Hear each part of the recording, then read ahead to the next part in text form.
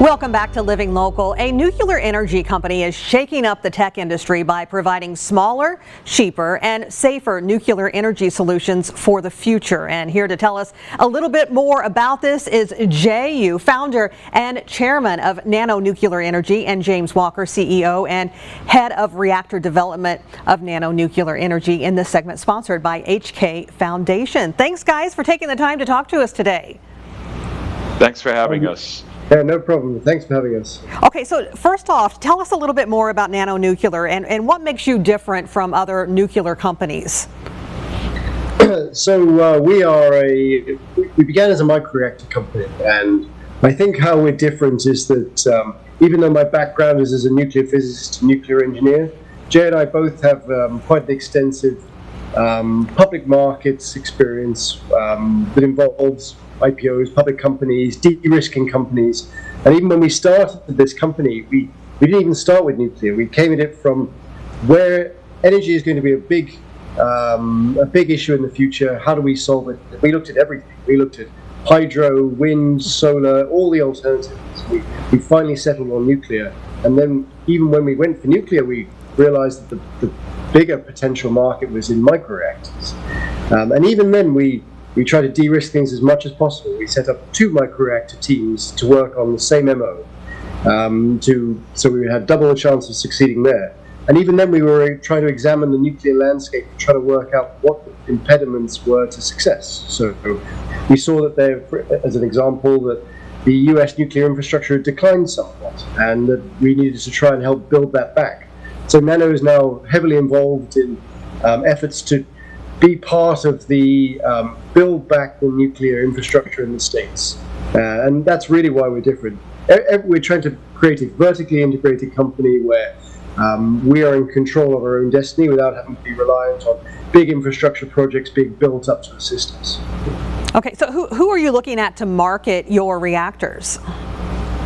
Yeah, so we're looking to market. One of the first case studies for us was mining operations. There's a lot of remote mining operations that have enormous amounts of mineral wealth. So we want to actually target those companies first. And it was kind of surprising to us now that we're more advanced a couple years in. And one of the largest mining companies recently reached out to us to actually create a feasibility study with our microreactors in their remote mining operations. So that was an incredible call with us. Yeah, so what's your goal for NANO in the future and even long term? So we've got a lot of aims. I mean, I think we are probably the most ambitious nuclear company that there is at the moment out there. So it's not just building up microreactors. We want to get into large infrastructure projects within the country, potentially one-of-a-kind projects. So things like fuel fabrication or deconversion.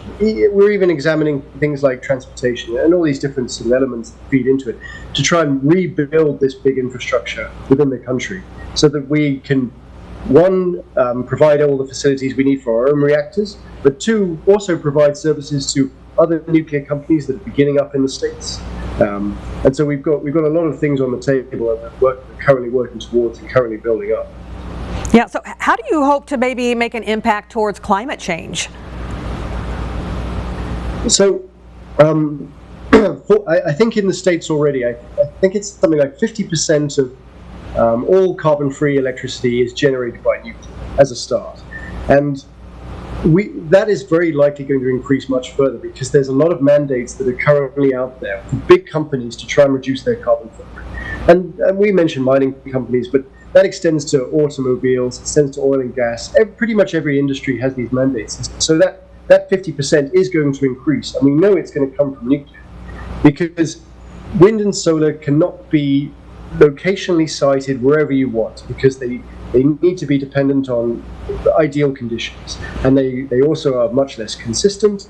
And you would still need to run a lot of storage facilities or alternative power to support those facilities. But for nuclear, you can site that absolutely anywhere. And so as these companies and industry and government move towards putting these mandates into place, that share of nuclear generating power is going to keep increasing. And just to reinforce that, what James said, when we looked at the landscape of clean energy, nuclear energy was disruptive to us because of there's no carbon emissions, and it can help disrupt certain industries, even the oil and gas industry too.